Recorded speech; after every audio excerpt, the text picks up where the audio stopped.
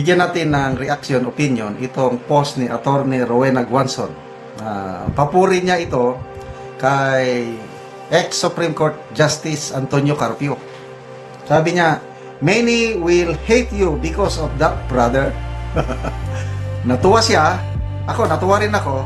Kaya lang, maraming kakamping, maraming makakaliwa, maraming Marcos loyalist na magagalit dito kay Justice Carpio. O ito yung pahayag ni Justice Carpio, bigla niyang sinuportahan si Bibi Sara. Di ba? Parang mortal na kalaban ni Carpio ang mga Duterte, lalo na si PRRD. But dito, dahil very clear sa Constitution, doon siya kung ano ang tama. Sabi niya, Carpio, succession clear under Constitution. Very brief lang. Kung mag-resign ang presidente, ma-incapacitate o whatever, kung anong nakalagay sa Constitution, yun na yun. Huwag na nating baguhin. Very clear. So, anong very clear? Vice President ang magiging presidente. Ay, nako. Talagang maraming magagalit sa kanya na mga kapwa niya dilawan. Lalo na mga makakaliwa. Lalo na itong mga makabayan black. Kasi takot na takot itong mga makabayan black na uupong presidente si Bibi Sara in case lang na aalis, bibitaw sa pwesto si Pangulong Marcos Jr. Abogada pa naman itong Congresswoman Rene Cuco na nabigla ako doon sa kanyang post na mag-resign. Ang panawagan is mag-resign ang presidente at vice presidente. Ganon ang panawagan nila. Anong pakialam ni Bibi Sara sa korupsyon ngayon? Yung confidential funds, wala na yun. Unmodified na naman ang audit observation, yung pinaka-highest observation ng COA for 2024 ba yun na COA audit. Unmodified na naman ang Office of the Vice President. 22, 23, 24, 3 years in a row, unmodified. Walang desisyon ng COA na there is guilt on the part of Bibi Sara. Ang meron lang, notice of disallowance, ano lang yun? Request to correct documentation, ganun lang yun. Dahil lang sa mga, I think sa mga 73 million ang may notice of disallowance. Nang dahil doon, paparesignin ninyo na ito, bilyones o trillions ang kinakasangkutan anomalya ng Marcos administration. Oh. Tapos, mananawagan sila magkakaroon daw ng People's Transition Council. So, ayaw nilang sundin ang Constitution. Oh, granting lang for the sake of discussion, magre-resign din si Bibi Sara. Eh di ang Senate President ang mag-take over. Ganun lang yun. Very clear. Eh ayaw pa rin nila. Yung nakalagay, Vice President, Senate President, House Speaker, ayaw nilang sundin. People's Transition Council. Sabi naman itong abogada pa naman na Congresswoman Reneco, constitutional daw yun. Ay nako, iba talaga ang isip basta. But ako, nagpapasalamat ako itong ganitong statement. Dating senior associate Supreme Court Justice. So palpal sila ngayon. Talagang magagalit sila kay Carpio, Justice Carpio. Ba? Dito ako bumibilib din kay Justice Carpio na kung anong tama, doon siya. Example, yung nung anniversary ng martial law, September 21, di ba, nagkaroon ng malakihan rally. Before yung rally na yun, pinag-uusapan ang korupsyon ng Marcos Senior Administration. Nagsalita ulit si Justice Carpio. Sabi niya, corrupt na ang Marcos Senior, but, sabi niya, doble, triple ang magnitude ng korupsyon nitong Marcos Jr. Administration. The fact na pumirma siya ng GAA 2025, accountable ang Pangulong Marcos Jr. doon sa pinirmahan niya, 421 billion yung considered na budget insertion, accountable siya doon. Former Supreme Court Justice yan, ha? Tapos sabi ng Malacanang, nagmamalinis, walang excuse me, walang kasalanan ng Pangulo. Pasalamatan pa natin siya dahil siya ang siya ang nagbulgar. Ay nako, pinahamak siya ngayon. Hindi sinasadya. Itong si Congressman Toby Chanco, very loyal yan sa Pangulo. Kasi magpinsan ata yung ang wife ni Congressman Chanco, pinsan buo ng presidente. So nung inaakusahan na ni Saldico itong presidente, todo depensa naman si Congressman Toby Chanco na nasaksihan ko noong November 24 last year. Pinapagalitan ng Pangulong Marcos Sr. si Martin Romualdez at si Saldico, bakit wala kayong katagbawan, Bisaya katagbawan? Magkano bang pera ang gusto nyo? Ilang bahay pa sa Forbes Park? Ilan bang aircraft ang gusto nyo? Dami nyo lang nagre-reklamo ng Pangulo sa ginagawa ng dalawa. So alam niya na ang nangyayaring korupsyon na kagagawa ni Martin and Saldico last year pa. Na-stop ba niya? Wala. Dapat, kung matino ang presidente, kung talagang ayaw niya ng korupsyon, noon pa lang, pinaimbestigahan niya na si Martin at si Saldico. May ginawa ba siya? Wala, as in, wala. Nagmamaang-maangan pa na mahiya naman kayaw. So, ngayon, nanganganib na sila. Ayaw nila, pag alis nitong Pangulong ito, kung aalis, ayaw nilang mag-take over si VP Sara.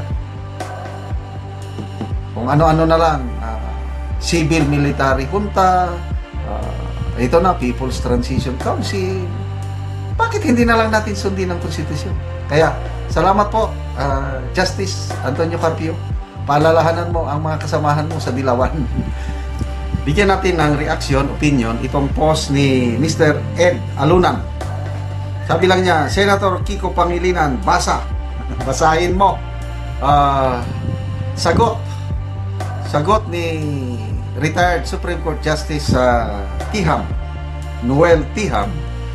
Sinagot niya yung remarks ni Senator Pangilinan na mas mataas daw ang impeachment court kumpara sa Supreme Court. Ay nako. Justice Noel Tiham explains why the impeachment court is not higher than the Supreme Court. During a light, sinulat na ito ni Attorney Anthony Lodalbi Vista. During a light moment in the Senate's budget deliberation, Senator Francisco Pangilinan joked that the Senate, when acting as an impeachment court, is higher than the Supreme Court. The remark was made in a jovial tone, parang pabiro, not as a formal constitutional claim. Still, it raises a serious question worth clarifying. Masama yung mga ganong biro. Senador ka, abogado ka pa naman, tapos magsasalita ka ng ganon. Ito, hindi siya pinalampas ng retired Supreme Court Justice. Can the impeachment court ever be considered higher than the Supreme Court? Justice Noel Tiham, retired Associate Justice of the Supreme Court, explained why the answer is no, and why the Constitution does not support such an idea. Number one, first, the Supreme Court is the final interpreter of the Constitution. Only the court has the ultimate authority to decide legal controversies and settle constitutional issues. Its decisions cannot be reviewed, corrected, or reversed by anybody, including the Senate sitting as an impeachment court. This final say is what makes the Supreme Court supreme in the constitutional structure. Number two, second, the impeachment court is not part of the judiciary. It is a special constitutional body made up of senators who temporarily act as judges for one limited purpose, deciding whether an impeachable officer should be removed from office. Its power is significant, but it does not give the Senate judicial supremacy. It cannot interpret the law, establish doctrine, or revise rulings of the Supreme Court. Okay, pangatlo. Third, even if the impeachment court handles a case involving a Supreme Court justice, it does not rise above the Supreme Court as an institution. It is dealing with the conduct of a public official, not the validity of court decisions. The impeachment court decides accountability, not legality. Yan. Malaking kaibahan yun. Legality versus accountability. Yung impeachment court, accountability lang. Fourth, its decisions are final because impeachment is considered a political act, not because the impeachment court is the highest court. Courts do not interfere with Congress when Congress performs its constitutional role. Finality and dissent protects the separation of powers, not superiority.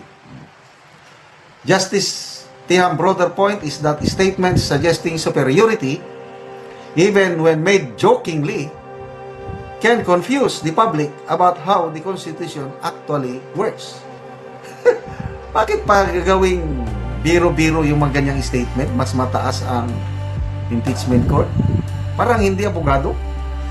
The impeachment court performs an important duty but within a strict and narrow boundary. The Supreme Court retains its role as the ultimate guardian of the Constitution. Senator Pangilinan's comment may have been lighthearted but the constitutional truth remains clear.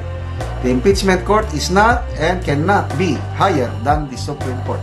The two bodies have different powers and different purposes. One handles political accountability, the other interprets the law for the entire nation. Ito, summary. Kung sinabi ni Justice Tiham, the impeachment court is not part of the judiciary. Yan. Pangalawa, impeachment court cannot interpret the law. Pangatlo, the impeachment court cannot establish doctrine. Next, pangapat, it cannot revise Supreme Court rulings. And then, summary, impeachment court is not higher than the Supreme Court. So, pwede ba sa sunod, wag na kayong magbiro-biro ng ganyan? Na pati retired justice nagpapahinga, mapipilitang sumagot. Albert Pacaira, what a shame, Kiko. Becky D, bakit ang dami-daming nag-aastang Supreme Court judge ngayon? Pati pagka-presidente, ang dami nila. Why? Ano ba? Zenaida Marquez, shame on you, Kiko. Bulok attorney. Arar-arar, baka hindi mabukya. Role Senatrep, bago po kasi ang idea ni Kiko, kinain niya na yung dahon ng saging. Okay, speaking of impeachment, yung motion for reconsideration ng Kamara, di ba, yung pagkabasura ng impeachment laban kay Bisara, binasura ng Supreme Court, nag-motion for reconsideration. Ano na ngayon? Wala na. Pinabayaan na lang, pinatulog na lang ng Supreme Court, hindi na nila diniscuss o ano. Dahil hanggang February man lang yung pagbasura. So, abangan natin, ilang buwan na lang. Tapos ng November, December, January. 2 buwan na lang. Usaping impeachment na naman tayo. So, ini-expect ni VP Sara na sasampahan na naman siya ng impeachment case February 6 onwards. Yang mga makakaliwa na yan, yang sina Hontiveros, si Danya, Sher Jokno, Laila de Lima, iba pa dyan, talagang magsasampa at magsasampa yan dahil takot na takot silang magpresidente si VP Sara sa 2020. So good luck sa mga magsasampa ng kaso, impeachment case laban kay VP Sara.